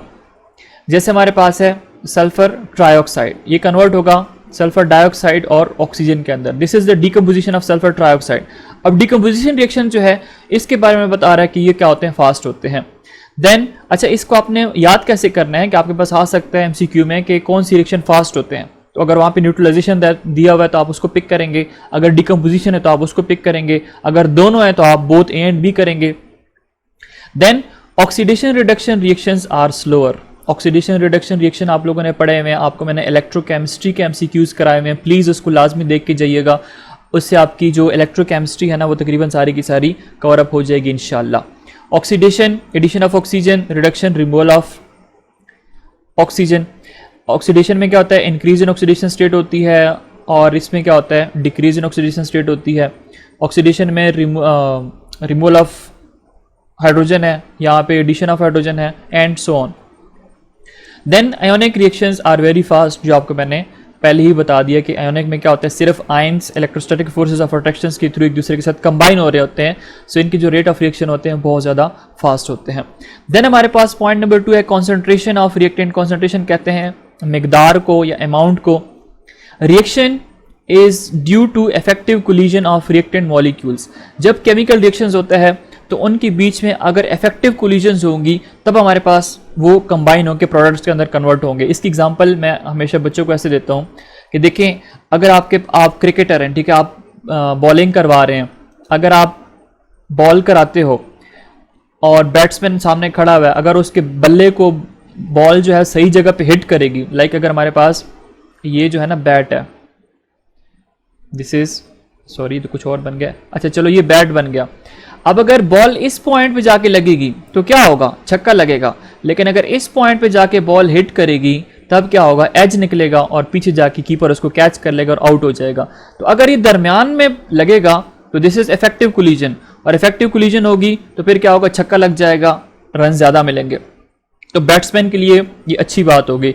सो इसी तरह अगर हमारे पास रिएक्शंस केमिकल रिएक्शंस हो रहे हैं, उसमें रिएक्टेंट इफेक्टिवली कोलाइड करेंगे, एक दूसरे के साथ टकराएंगे, तब जाके वो रिएक्टेंट कन्वर्ट होंगे प्रोडक्ट्स के अंदर। Greater concentration of reactant, more effective collision, thus rate of reaction will be high. अगर हमारे पास कॉन्सेंट्रेशन ज़्यादा होगी, अमाउंट ज़्यादा होगी, तो ज़्यादा से ज़्यादा इफेक्टिव कोलिजन्स होंगी, और जितनी ज़्यादा इफेक्टिव कोलिजन्स होंगी उतनी ज़्यादा फास्ट रेट ऑफ रिएक्शंस होंगे। अच्छा, अब एक बॉलर जो है बॉल करा रहा है और सारी की सारी बॉलें जो हैं दरमियान में लग रही हैं, तो अब बैट्समैन एक ओवर के अंदर अगर 6 छक्के लगा देगा तो आप सोचेंगे रन रेट कितना ज़्यादा हो जाएगा, रन रेट बहुत ज़्यादा फास्ट हो जाएगा ना। अब अगर एक ओवर में आपको 36 रन मिल रहे हैं, आप 6 छक्के लगा रहे हो, तो इसका मतलब आपका जो स्कोर है वो बहुत ज़्यादा हाई जा रहा है। तो इस तरह यहाँ पे भी यही होगा कि अगर आपके पास कॉन्सेंट्रेशन ज़्यादा होगी तो उसके बाद इफेक्टिव कोलिजन ज़्यादा होगी, जितनी ज़्यादा इफेक्टिव कोलिजन्स होंगी उतना ज़्यादा रेट ऑफ रिएक्शन फास्ट होगा। In case of reactant in gases, their concentration is increased by increasing their partial pressure। कहता है कि अगर हमारे पास reactant जो है वो gases हैं, ठीक है, आपके पास reactant gaseous state में भी हो सकते हैं, liquids भी हो सकते हैं, उसके बाद solid state में भी हो सकते हैं, लेकिन हमारे पास यहाँ पे क्या है, सिर्फ gases की हम बात कर रहे हैं। सो कहता है कि अगर आपने concentration increase करनी है तो उनके आप पार्शियल प्रेशर्स जो है वो भी इंक्रीज हो जाएंगे। जितनी ज़्यादा कंसंट्रेशन इंक्रीज होगी उतनी ज़्यादा उनके प्रेशर्स जो हैं, पार्शियल प्रेशर्स, वो भी इंक्रीज होते हैं। गैसेस की हम प्रेशर की बात करते हैं तो हम पार्शियल प्रेशर के अंदर उसको एक्सप्रेस करते हैं, जो कि हम लोगों ने चैप्टर नंबर 3 गैसेस के अंदर पढ़ा हुआ था। Rate of reaction is directly proportional to the concentration of reactant. Rate is directly proportional to the concentration. जितना ज़्यादा कॉन्सेंट्रेशन, जितनी ज़्यादा अमाउंट, उतने ज़्यादा इफेक्टिव कोलिजन, उतना ज़्यादा fast rate. Sometimes concentration of reactant becomes doubled and rate of reaction increase 4 times। ये एक इंपॉर्टेंट MCQ है, ये इसको आप अपने पास कॉपी कर लो कि समटाइम्स होता ये है कि जब आप कंसंट्रेशन को डबल कर लेते हो सो उससे जो रेट है वो डबल हो जाता है। 2 कभी 2 कर ले 2 का भी 2 कर लें, 2 मल्टीप्लाई बाई 2 4 टाइम्स इंक्रीज कर जाता है। ये इंपॉर्टेंट है, इसको आप अपने पास नोट कर लें। उसके बाद हमारे पास है surface area. Greater the surface area greater will be the chance of contact molecule. कहता है कि जितना सरफेस एरिया ज़्यादा होगा उतना ज़्यादा जो मॉलिक्यूल्स होंगे वो एक दूसरे के साथ कॉन्टैक्ट में आएंगे, कोलिजन्स करेंगे, और जितने ज़्यादा कोलिजन्स करेंगे, जितना ज़्यादा कॉन्टैक्ट में आएंगे, उतना ज़्यादा रेट जो है वो फास्ट होगा। Greater surface area molecules greater will be the rate of reaction. जितना ज़्यादा सरफेस एरिया होगा उतना ज़्यादा हमारे पास क्या होगा, रेट ऑफ रिएक्शन ज़्यादा होगा। फॉर एग्जाम्पल अगर हमारे पास मार्बल है, ठीक है, इसका पत्थर है, ठीक है, पूरा स्टोन है, तो और दूसरी साइड पे इसी का पाउडर है, तो इसमें से रेट किसका ज़्यादा होगा? ऑब्वियसली पाउडर का ज़्यादा होगा, क्योंकि इसका सरफेस एरिया क्या है, ज़्यादा है, ठीक है। और इसी तरह आपकी बुक के अंदर एक और एग्जांपल थी, आई थिंक जिंक पाउडर था, ठीक है। अगर आपके पास सॉलिड फॉर्म में जिंक मौजूद है और उसके साथ आपके पास पाउडर्ड फॉर्म में जिंक मौजूद है, तो उसमें फास्ट रिएक्शन किसका होगा? ऑब्वियसली पाउडर्ड फॉर्म का। जितना ज़्यादा सरफेस एरिया होगा, जितने छोटे छोटे पार्टिकल्स होंगे, उतना ज़्यादा क्या होगा, रेट ऑफ रिएक्शन होगा। और दूसरी बात यह है, आपको मैं एक जनरल सी कॉमन सी एग्जांपल ले लेता हूँ। आप गुड़ का शरबत बनाते हो ना, जब आपको प्यास लगती है एक्सट्रीम गर्मी के अंदर, वैसे आजकल मौसम भी बहुत गर्मी का है, आपने जग के अंदर क्या करना है, शरबत बनाना है, ठीक है, मेहमान आ गए। अब आप क्या करते हो, आप घर में जाके किचन में जाके पूरा एक बड़ा सा गुड़ का जो टुकड़ा होता है वो तो नहीं डालते ना जग के अंदर, आप क्या करते हो, इसको पहले छोटा छोटा करते हो। वजह क्या होती है?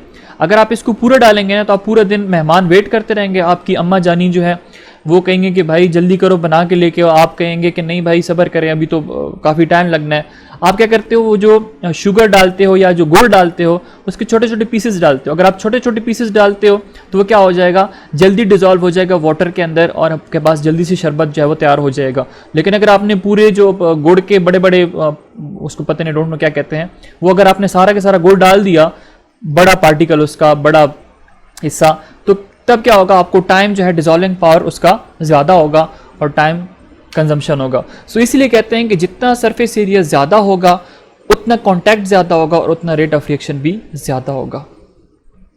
Then we have light. कुछ ऐसे रिएक्शंस होते हैं जो लाइट की प्रेजेंस में होते हैं, लाइट के बगैर हो ही नहीं सकते। So light travel in the form of photons. ये प्लांक्स क्वांटम थ्योरी में हम लोगों ने पढ़ा था कि लाइट्स जो होती है वो स्मॉल पैकेट्स के फॉर्म में मूव करती है, those are known as photons. Photons have energy depending on frequency of light. अब फोटॉन जो है इनके पास अपनी एनर्जी है और वो एनर्जी डिपेंड करती है फ्रीक्वेंसी के ऊपर। जितनी ज़्यादा फ्रीक्वेंसी उतनी ज़्यादा एनर्जी ऑफ लाइट, क्योंकि फ्रीक्वेंसी और एनर्जी के बीच में जो है वो energy is directly proportional to the frequency, और E is equal to H mu, और ये E एनर्जी है, H is a Planck's constant, और ये जो है दैट इज म्यू जो है that is frequency. Light gives the energy to reactants to form activated complex in a minimum time. अब लाइट जो है वो रिएक्टेंट को क्या कर रहा होता है, एनर्जी दे रहा होता है ताकि एक्टिवेटेड कॉम्प्लेक्स जो है वो बन जाए। एक्टिवेटेड कॉम्प्लेक्स क्या बोला है, ये एक नई टर्म है। ए रिएक्टेंट है, ये एक पहाड़ है, और यहाँ पे हमारे पास बी क्या है, दिस इज द प्रोडक्ट। अब इस जगह पे क्या होता है कि हमारे पास ए और बी कंबाइन हो जाते हैं। ये जो हमारे पास है this is known as activated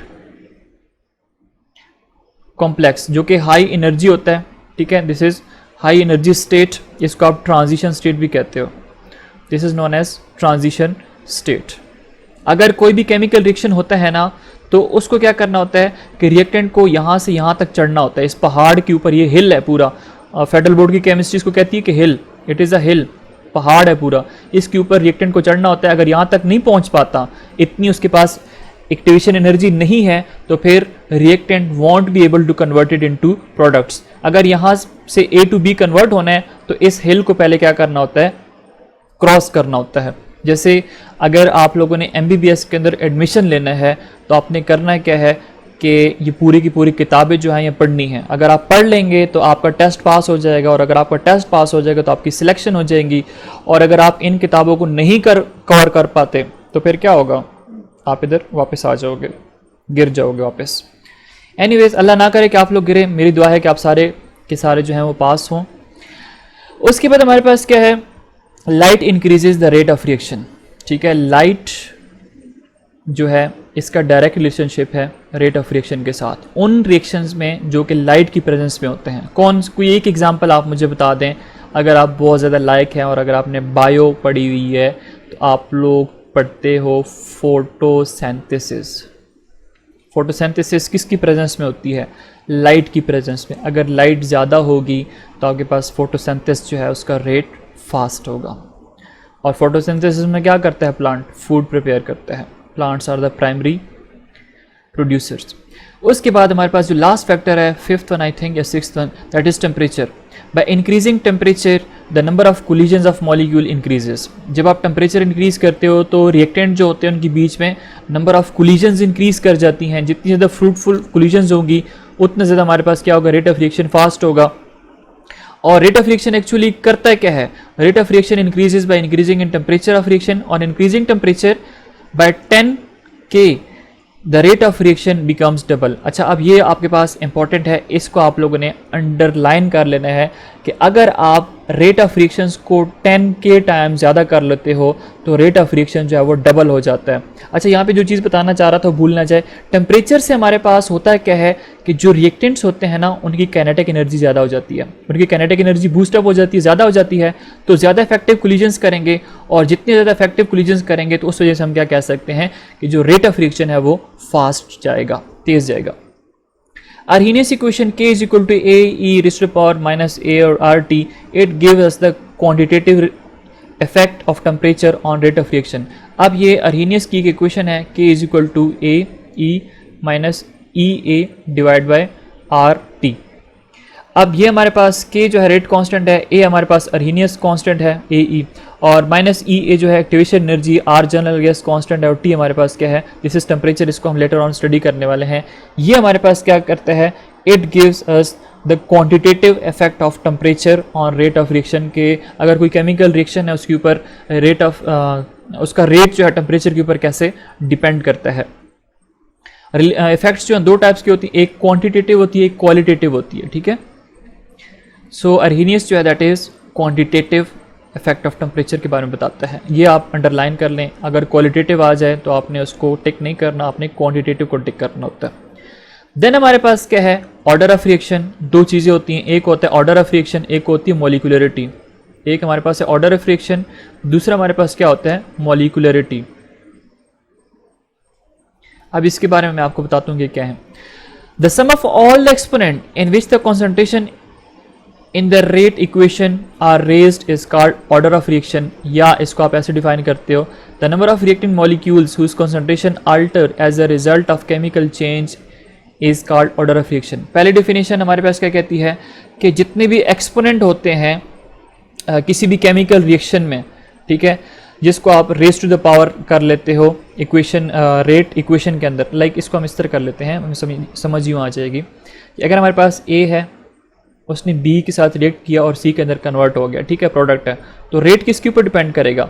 concentration of ए, यहाँ पे इसको 2 मोल कर लें, ठीक है, और बी, तो ये 2 किधर जाएगा? इधर पावर में आ जाएगा। ये 1 मोल है तो यहाँ पे 1 आ जाएगा। तो हम क्या करते हैं, इस 2 + 1 कर लेते हैं, तो हम कहते हैं कि इसका ऑर्डर क्या है? This is the order of reaction, this is the 3 value आ गई है, तो हमारे पास क्या है? This is first order reaction. या अगर हमारे पास इस तरह है कि रेट, हमारे पास रिएक्शन ये है A + B, इसको हम C के अंदर कन्वर्ट कर रहे हैं, सो इसका रेट किसके ऊपर डिपेंड करेगा? कॉन्सेंट्रेशन ऑफ A, और इसकी ये 1 मोल है तो ये 1 ऊपर हम लिख लेते हैं, और ये B जो है ये भी 1 मोल है तो हम B यहाँ पे लिख लेते हैं। So rate is equal to K, concentration of A 1 और B, कॉन्सेंट्रेशन ऑफ B और 1, तो 1 + 1, तो यहाँ पे हम लिख लेते हैं कि 1 + 1 2, this is second order reaction. अब यहाँ पे एक इंटरेस्टिंग सी बात बता दूँ, आप हैरान हो जाएंगे कि ये जो मैंने लिखा है 3 और ये जो मैंने लिखा है 2, ये मैंने अभी चवली मारी है। उसकी वजह क्या है? सिंपल सी बात है कि ये जो rate of order of reaction है, this is experimentally calculated values. ये हमारे पास क्या है? एक्सपेरिमेंटली कैलकुलेटेड वैल्यू होती है। आप किसी भी केमिकल रिएक्शन को देख के अंदाज़ा नहीं लगा सकते कि यार ये फर्स्ट ऑर्डर है, ये 0 ऑर्डर है, सेकंड ऑर्डर है, थर्ड ऑर्डर है, या फ्रैक्शनल ऑर्डर केमिकल रिएक्शन है। इसको आप सिर्फ और सिर्फ एक्सपेरिमेंट की मदद से ही मेजर कर सकते हो। आप किसी भी बैलेंस्ड केमिकल इक्वेशन को देख के उसका ऑर्डर नहीं बता सकते। तो ये हमारे पास है concentration A moles of A react with B moles of B and it is converted into P, और पी यहाँ पे रिप्रेजेंट क्या कर रहा है, प्रोडक्ट्स को रिप्रेजेंट कर रहा है। अब यहाँ पे इसने लिखा हुआ है dx divide by dt। dx क्या है, चेंज इन कंसंट्रेशन, dt क्या है, पर unit time, that is equal to k, और that is equal to a concentration of a raise to the power a concentration of b raise to the power b। अब ये a और b क्या है, ये नंबर ऑफ मोल्स हैं, और अगर आपने ऑर्डर ऑफ रिएक्शन करना है तो जैसे आपको मैंने 2+1 कराया, 1+1 कराया, तो इसी तरह a प्लस बी इन्होंने क्या निकाला हुआ है, ऑर्डर ऑफ रिएक्शन निकाला हुआ है। जैसे वैसे होता नहीं है इस तरह, ठीक है, एक्सपेरिमेंटली कैलकुलेटेड वैल्यू है। So now there are important points जो कि आप अपने पास नोट करें, जो कॉन्सेप्ट्स हैं वो अपने पास नोट करते हैं। The order of reaction is an experimentally determined quantity and can not be inferred simply by looking at the reaction equation. कहते हैं कि जो ऑर्डर ऑफ रिएक्शन है, जो आपको अभी मैंने पहले बता दिया कि एक्सपेरिमेंटली डिटरमाइंड वैल्यू है, आप किसी केमिकल रिएक्शन को देख के, इन्फर्ड का मतलब कि आप सिंपली उसको देख के ये आप नहीं बता सकते हो कि इसका ऑर्डर ऑफ रिएक्शन क्या है। The sum of the exponent in the rate equation may or may not be the same as in a balanced chemical equation. कहते हैं कि जब हम रेट इक्वेशन लिखते हैं तो उसमें जो हमारे पास एक्सपोनेंट होते हैं, जैसे हम लिखते हैं ना कि a raise to the power 2 या a raise to the power 1, ये ज़रूरी नहीं है कि हमारे पास एग्जैक्ट इसी का ऑर्डर ही बताएं। The order of reaction provides valuable information about the mechanism of reaction. अब ऑर्डर ऑफ रिएक्शन जो है ये हमारे पास किस चीज़ की इंफॉर्मेशन देता है, ये मैकेनिज्म, किसी भी केमिकल रिएक्शन के मैकेनिज्म के अबाउट इंफॉर्मेशन देता है। तो ये इंपॉर्टेंट है कि आपके पास MCQ आ जाए कि ऑर्डर ऑफ रिएक्शन किसके बारे में हमें बताता है, केमिकल रिएक्शन के, सो मैकेनिज्म के बारे में एक्चुअली बता रहा होता है। Maximum order of reaction is 3, मतलब हमारे पास फर्स्ट ऑर्डर, 0 ऑर्डर भी है, फर्स्ट ऑर्डर भी है, सेकेंड ऑर्डर भी है और 3 ऑर्डर भी है। इससे ऊपर भी होते हैं लेकिन बहुत ज़्यादा रेयर होते हैं। अब इसके अंदर हमारे पास फ्रैक्शनल भी होते हैं, मतलब 0.1, 0.5 वगैरह, हाफ वगैरह भी हो सकते हैं। Order of reaction can B 0 और can be in a fraction. तो यहाँ पे आप देख सकते हैं 0 भी हो सकता है, ये फ्रैक्शन में भी हो सकता है। Order of reaction is related with rate equation and is controlled by rate law. अब ऑर्डर ऑफ रिएक्शन जो है इसको हम रिलेट कर सकते हैं रेट इक्वेशन के साथ। रेट इक्वेशन जो हम यहाँ पे लिख रहे होते हैं ना, rate is directly proportional to concentration of reactant, और इसको कंट्रोल कौन कर रहा है, रेट लॉ कंट्रोल कर रहा है। Order of reaction help us to determine mechanism of reaction, ये आपको मैंने यहाँ पे बता दिया है। If the molecularity and order of reaction is same then it is said to be a simple reaction. अगर हमारे पास मॉलिक्यूलरिटी सेम है, molecularity means number of molecules taking part in a reaction, और उसके बाद ऑर्डर ऑफ रिएक्शन अगर हमारे पास same है तो उसको हम क्या कहते हैं, this is known as simple reaction. अगर सेम नहीं है तो इसका मतलब है that is the complex reaction. The chemical reaction are classified is 0 order, first order, second order, third order, pseudo first order reaction या fractional order reaction। तो हमारे पास ये different इसकी types होती हैं। तो अब हमारे पास कुछ examples हैं जो कि हमारे पास order of reaction से है।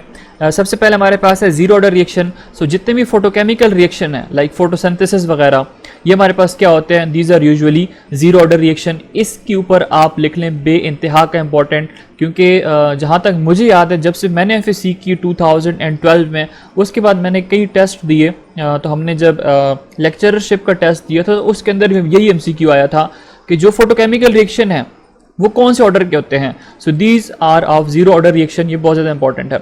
उसके बाद फर्स्ट ऑर्डर रिएक्शन में हमारे पास है डाइनाइट्रोजन पेंटॉक्साइड, कनोडोर नाइट्रोजन डाइऑक्साइड और ऑक्सीजन के अंदर, this is an example of first order reaction.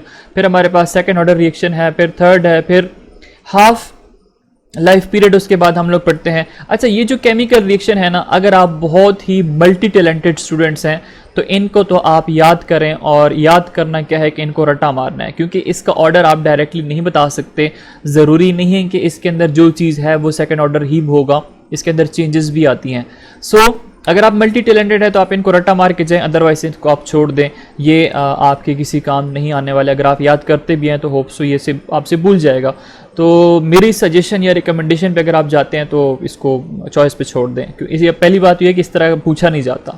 ये पूछा जा सकता है कि फोटोकेमिकल रिएक्शंस का कौन सा ऑर्डर है, लेकिन ये आपके पास बहुत मुश्किल है कि आपको ये दे दे, क्योंकि उनको पता है, मतलब टेस्ट बनाने वाले को ये चीज़ पता है कि ये एक एक्सपेरिमेंटली कैलकुलेटेड वैल्यूज़ हैं। सो ये नहीं देंगे, क्योंकि हर बंदा, बहुत सारे केमिकल रिएक्शंस हैं जो फर्स्ट ऑर्डर से मूव कर रहे होते हैं, जो सूडो फर्स्ट ऑर्डर से रिएक्शन प्रोसीड कर रहे होते हैं। जैसे सूडो फर्स्ट ऑर्डर में क्या होता है कि chemical reaction actually first order होता नहीं है, लेकिन दिखता किस तरह है कि हमारे पास फर्स्ट ऑर्डर रिएक्शन है। अच्छा, उसके बाद हाफ लाइफ पीरियड जो है, the time required to convert 50% of the reactant into product is called half life period. अब अगर हमारे पास हाफ लाइफ की बात करते हैं, सो अगर एक रिएक्टेंट है 100%, ठीक है, वो अगर 50% कन्वर्ट हो जाता है प्रोडक्ट्स में, so this is known as its half life. और इसके बाद कुछ एग्जांपल्स हैं हमारे पास हाफ लाइफ की, नाइट्रोजन, डाइनाइट्रोजन टेट्रा ऑक्साइड, ये अब इंपॉर्टेंट है at 45 degree centigrade, its half life is 24 minutes, ये बहुत इंपॉर्टेंट है। Half life periods of uranium 235 is 7.1 multiply by 10⁻8 या 710 million years, this is the half life for uranium 235। ये दो जो हैं ये बहुत ज़्यादा इंपॉर्टेंट है, इनको आप याद कर लें, ठीक है। Then we have कुछ important points. Half life period of second order reaction is inversely proportional to the initial concentration of the reactant. अगर हम second order reaction की बात करते हैं, so जो half life होता है जिसको हम T1/2 से represent करते हैं, that is inversely proportional to the initial concentration of reactant. इसी तरह half life period of third order reaction is inversely proportional to the square of initial concentration of reactant. अगर हम हाफ लाइफ थर्ड ऑर्डर की बात करते हैं, सो यहाँ पे क्या होता है कि आपने कॉन्सेंट्रेशन, इनिशियल कॉन्सेंट्रेशन जो है उसका स्क्वायर ले लेना है। In general for the reaction of nth order का मतलब 2, 3, 4 वगैरह, half life is proportional to 1/n-1। तो अगर आपके पास हाफ लाइफ आप फाइंड आउट करते हो उसका फर्स्ट ऑर्डर का, तो इसमें क्या होगा 1-1 ये हो जाएगा 0, ठीक है, 1-1 0 हो जाएगा। इसी तरह अगर आपने सेकंड ऑर्डर का फाइंड आउट करना है तो यहाँ पे हमारे पास क्या हो जाएगा, इसका 2-1 हो जाएगा तो 1 हो जाएगा। इसी तरह अगर आपने थर्ड ऑर्डर का करना है तो 3-1 ये हो जाएगा 2। तो इसलिए ये आपको कह रहा है कि यहाँ पे स्क्वायर आ जाएगा थर्ड ऑर्डर में, और यहाँ पे 2-1 1 आ रहा है, तो देखो यहाँ पे आपके पास ये 1 आ रहा है। So this is the general equation जिससे आप जो है तो हाफ लाइफ फाइंड आउट कर सकते हो। उसके बाद methods to determine the order of reaction, आप ऑर्डर ऑफ रिएक्शन कैसे डिटरमाइन कर सकते हो, तो 5 मेथड्स आर अवेलेबल। एक आपके पास है method of hit and trial, दूसरा ग्राफिकल मेथड है, the third one is differential method, fourth one is half life method and fifth one is method of large access. ठीक है, ये हमारे पास डिफरेंट मेथड्स हैं, इनको एक्सप्लेनेशन करने की ज़रूरत नहीं है क्योंकि ये आपके कोर्स से जो है ना this is beyond your scope. Next हमारे पास जो टॉपिक है that is energy of activation. Energy of activation आप लोगों ने कोलिजन थ्योरी पढ़ी हुई है, ठीक है। अगर कोलिजन थ्योरी की समझ नहीं आई तो मैंने रिएक्शन काइनेटिक्स में कोलिजन थ्योरी जो है वो अपलोड की हुई है, आप वो देख सकते हैं। इंशाल्लाह आपको 100% इसकी समझ आ जाएगी, जिसके अंदर आप एक्टिवेटेड कॉम्प्लेक्स, ट्रांजिशन स्टेट, ये सारी की सारी चीज़ें जो है वहाँ से सीख सकते हो। सो एक्टिवेशन एनर्जी हमारे पास क्या है, the minimum amount of energy in addition to the average kinetic energy which the particle must possess for effective collision is called activation energy। अब देखो अगर आपके पास रिएक्टेंट्स है ना, अगर वो एक दूसरे के साथ कोलाइड करेंगे तो कोलाइड करेंगे इसका मतलब है इनकी काइनेटिक एनर्जी है, मूव कर रहे हैं, एक दूसरे के साथ टकराएंगे, टकराने के बाद क्या होगा, वो कन्वर्ट्स होंगे प्रोडक्ट्स के अंदर। अब कहता है कि वो कम से कम एनर्जी, मिनिमम एनर्जी जो कि काइनेटिक एनर्जी के साथ साथ रिएक्टेंट की होनी चाहिए ताकि उसकी इफेक्टिव कोलिजन हो सके, that is known as energy of activation. अब इसके बाद इसके कुछ इंपॉर्टेंट पॉइंट्स हैं।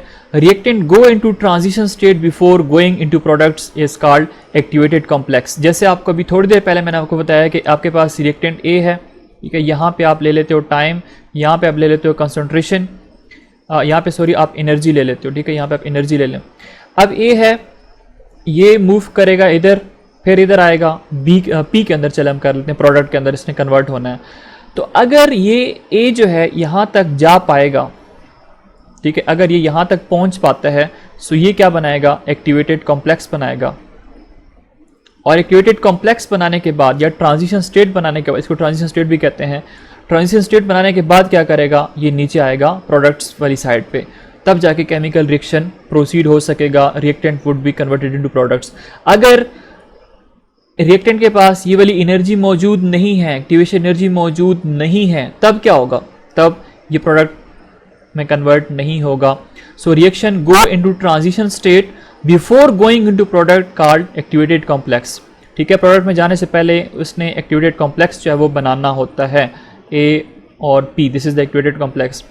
Energy of activated complex is higher than the reactant and products. अब आप देख सकते हो ए की एनर्जी ये है, प्रोडक्ट्स की एनर्जी यहाँ पे ये है, लेकिन एक्टिवेटेड कॉम्प्लेक्स की एनर्जी क्या है, ज़्यादा है। So this is an important point for MCQ point of view कि जो हमारे पास ट्रांजिशन स्टेट होता है, एक्टिवेटेड कॉम्प्लेक्स होता है, उसकी जो एनर्जी होती है that is higher as compare to the energy of reactants and energy of products. Amount of energy to form transition state is called energy of activation.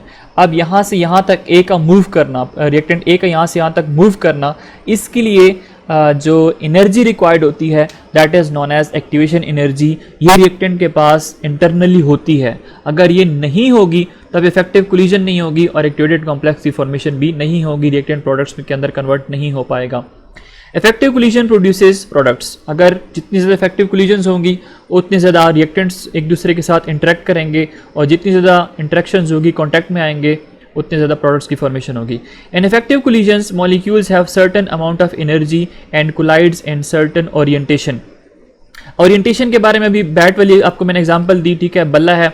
अब इसमें क्या होता है कि अगर ये एग्जैक्ट मेन पॉइंट पे जाकर अटैच बॉल हिट करेगा तब क्या होगा, छक्का लगेगा, ये इफेक्टिव कोलिजन है, ओरिएंटेशन इसकी पॉजिटिव होगी। लेकिन अगर ये एज करेगा तो ये इफेक्टिव कोलिजन नहीं है, इसकी ओरिएंटेशन ठीक नहीं है, डायरेक्शंस, ठीक है। ओरिएंटेशन हम पढ़ते हैं ना XYZ प्लेन के अंदर, तो यहाँ पे अगर ओरिएंटेशन ठीक होगी तब जाके क्या होगा, रिएक्टेंट जो है वो कन्वर्ट होंगे प्रोडक्ट के अंदर। अगर प्रॉपर ओरिएंटेशन नहीं होगी, कोलिजन सही नहीं होगी, तो फिर कन्वर्ट नहीं हो पाएंगे।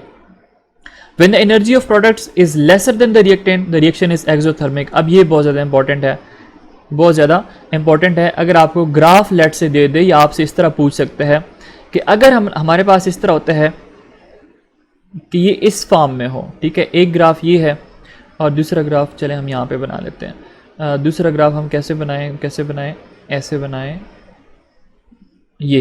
ये हमारे पास रिएक्टेंट है, ये हमारे पास रिएक्टेंट है, ये हमारे पास प्रोडक्ट है, ये भी हमारे पास प्रोडक्ट है, और ये जो हमारे पास है इस साइड पे एनर्जी है, इस साइड पे भी हमारे पास क्या है, एनर्जी है।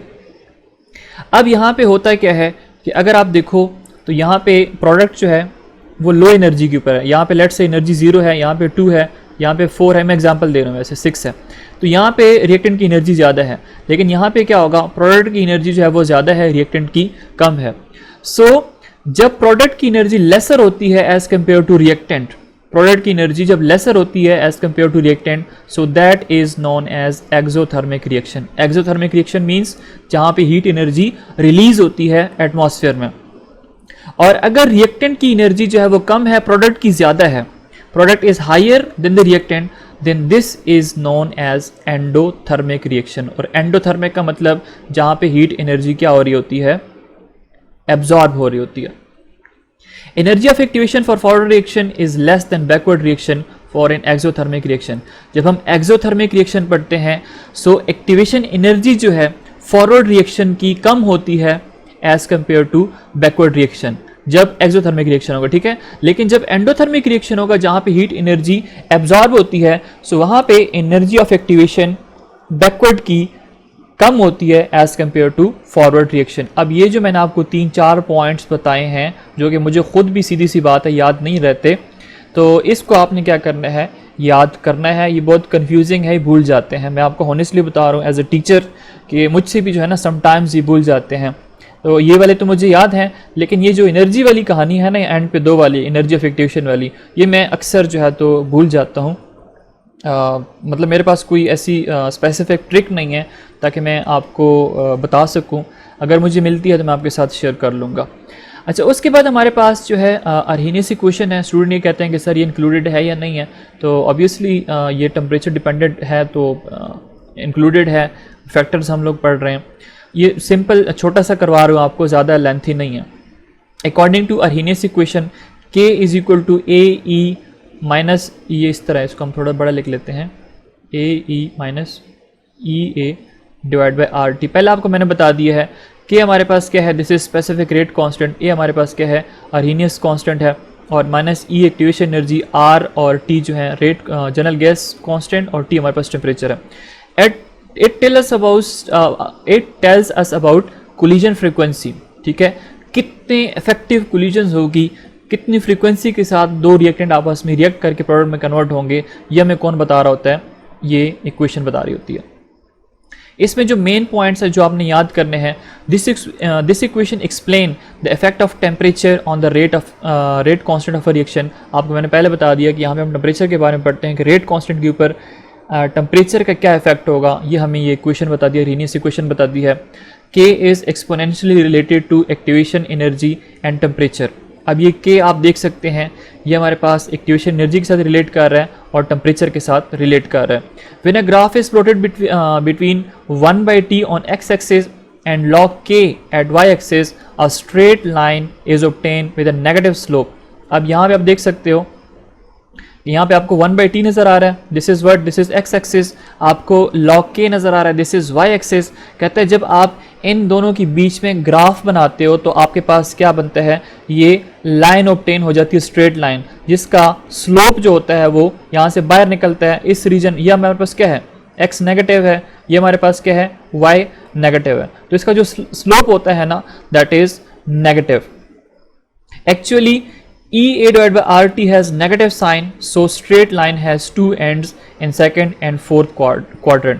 अब यहाँ पे जो इक्वेशन थी वो किस तरह थी, K is equal to AE minus EA divided by RT। अब minus EA divide by RT जो क्वांटिटी है इसके साथ नेगेटिव साइन है, अगर नेगेटिव साइन है सो इस वजह से ये जो लाइन हमारे पास ऑब्टेन हो रही है, इसके जो स्ट्रेट लाइन है इसके दो एंड्स होते हैं, एक आपको नज़र आएगा सेकेंड क्वाड्रेंट के अंदर और एक आपको फोर्थ के अंदर नज़र आएगा। अब क्वाड्रेंट्स जो हैं ये आप लोगों ने जो मैथ्स के स्टूडेंट हैं, जो इंजीनियरिंग के स्टूडेंट्स हैं, उन लोगों ने तो पढ़ा हुआ है ईजिली, और जो बायो के स्टूडेंट्स हैं उन्होंने शायद ये चीज़ ना पढ़ी हुई हो।